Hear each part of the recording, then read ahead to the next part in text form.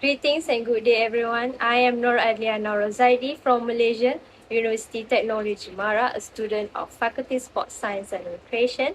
And today I will be presenting about coach leadership behavior and athlete mental health.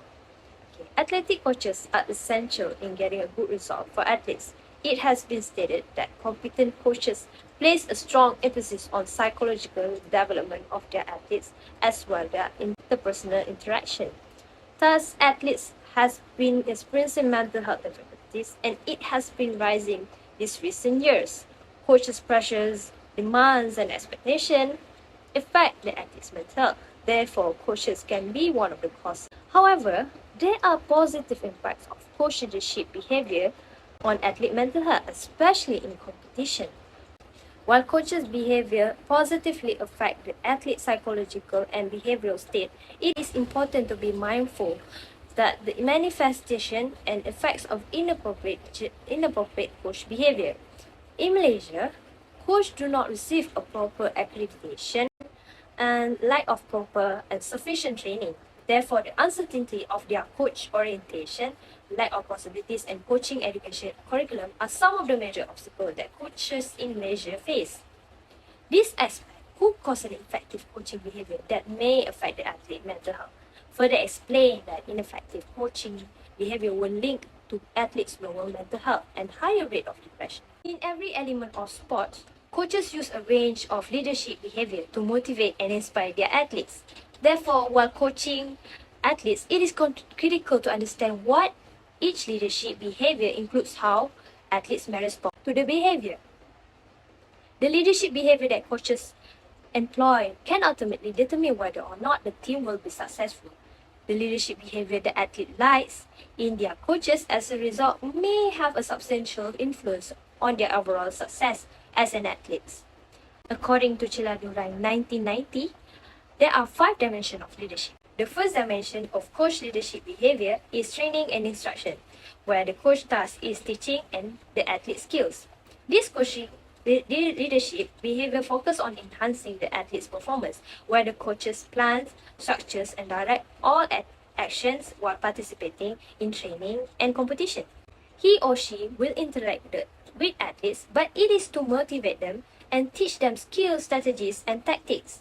The training and instruction type of coaching give athletes the tools to handle the problems on their own and pushes them to develop the internal performance standards and helps them become self-aware. Second dimension of coach leadership behavior is democratic leadership, where the coaches assist the athlete to reach their best potential and find joy in athletics.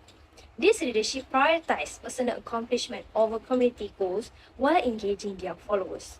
Besides that, a democratic leadership believes that all team members should be treated equally, which affect the coach's role.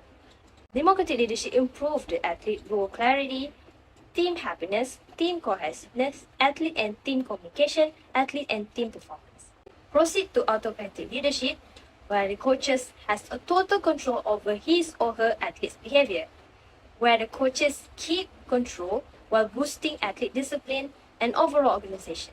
Some athlete views that authoritarian coaches as important people who can help them achieve their goal.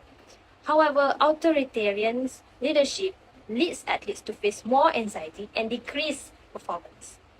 Yet, some people who follow autocratic leader believe that their leader is doing a good job. Not everyone agrees with authoritarian leadership, but some do. This leadership approach causes some athletes to lose control of decision making. Moving on to the fourth dimension, which is social support leadership behavior, where the coaches help athletes with personal difficulties while keeping athletic enjoyable. This leadership approach affects the athletes because coaches knows their needs inside of and outside of sports. When the athlete thinks that their coach supports them, they seek encouragement from them more often. Social support coaches may foster a feeling of community among their athletes. And this coaching leadership promotes athletic teamwork, and the coaches focus on the athlete's personal needs, well-being, in addition his or her performance. The sociable supportive coach assists the athlete with emotional difficulties, helps the group member resolve issues, does special favors for athletes, and encourages athletes to confide in them, as they are liked, cherished, and respected. Social support coaching eliminates coercion, pressures, and demands. Finally, positive feedback leadership. This leadership aims to encourage athletes through constructive criticism and monitor their athletes' development, triumph, and assist them to reach their goals. In this leadership includes criticism, information, and neutral feedbacks. These are the three ways where the coaches may help and inspire athletes. Athlete gains from constructive criticism because it allows the coaches to offer helpful remarks and development ideas. The coaches tell the athlete which acts were helpful. Moreover, positive feedback leadership focus on the coach who appreciate their athletes and offer the appropriate replies to boost their performance, motivation, general growth, and psychological development.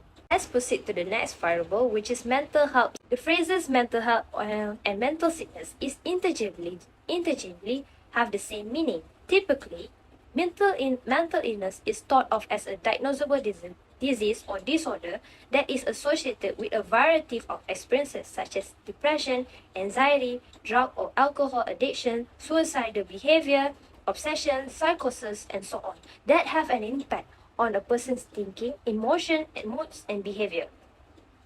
Mental health in elite sports, defining them as those in which excellent performance underlying innovation, success, and competitive advantage. Culture, sport type, and gender impact athletes' perspective on seeking psychiatric consultation or therapy for mental health issues. Athletes are afraid to seek mental health therapy because they fear being labeled as weak, flawed, or psychologically unfit and treated unfairly. The first mental health is anxiety. Anxiety symptoms include tremors, anxiousness, perspiration, excessive concern, and exhaustion.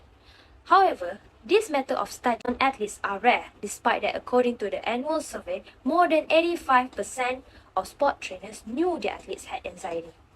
Many athletes reported feeling worried, which might contribute physical, cognitive, and social disadvantage. Furthermore, the feeling of pressure to perform at a level higher than they believe they are capable of causes the athlete to experience more performance anxiety.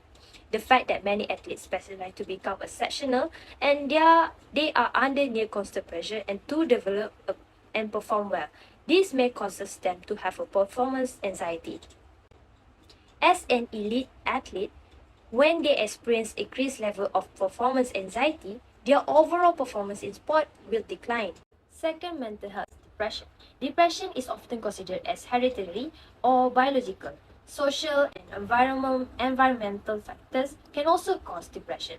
Sadness, frequent sobbing, emptiness, hopelessness, helplessness are depressive illness symptoms. Depression can cause low self-esteem, irritability, range, lethargy, lack of motivation, food and sleeping changes, and suicide ideation, gestures, or attempts. These are symptoms diminish a person's functionality.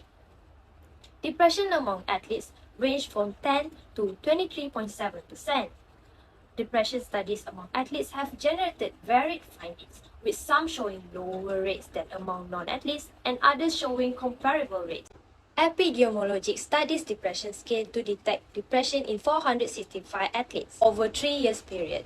Besides that, they have shown that 23.7% of athletes in research exhibited clinically significant depressive symptoms and 6.3% reporting moderate to severe depression. Track and field athletes had the highest depression rate. This implies that sport may affect depression risk. Athletes were more likely than non-athletes to experience melancholy and/or anxiety, although depression rates were lower. Moving forward to suicidal behavior. This mental illness is the desire and readiness to kill oneself. To indulge in this extreme behavior, one must feel hopeless, alienated, and without support. Hence, our civilization has more suicides. Besides that, depression and substance addiction raises the probability of suicidal behavior. Thus, there are 90 to 95% suicide victims had another mental health issues. Now, a vast number of risk factors has been discovered in the context of suicide and alcohol drug use, as well as family history. Besides that, suicide is a public health concern, and it remains the second leading cause of death among individuals aged 10 to 34 years old in the United States.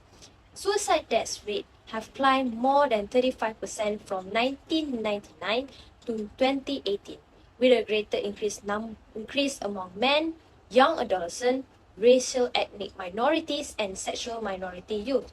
However, the risk of engaging in suicidal behavior differ across the developmental stages. Substance use problems are cultural pandemic, especially among young individuals, and alcohol is the most abused legal drugs. Qualitative study in which the past researcher interviewed 20 athletes who participated a variety of different sports at a variety of different level of engagement to gain a better understanding of the impact of athletics on substance abuse and addiction.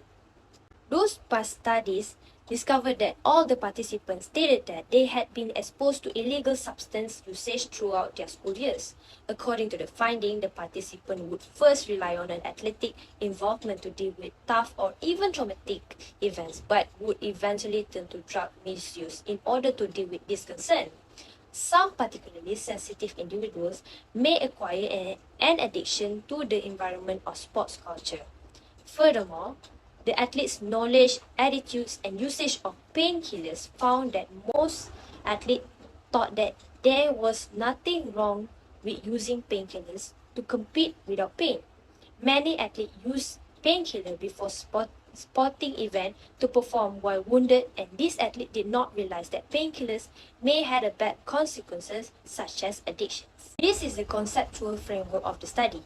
Coach leadership behavior is the independent variable and athlete mental health symptom is the dependent variable, which the purpose of this study is to find the relationship between coach leadership behavior and athlete mental health.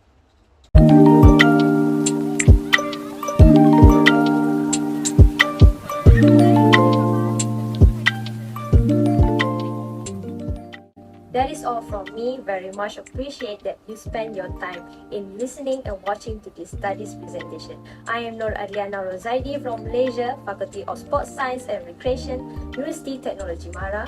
Thank you and have a nice day everyone.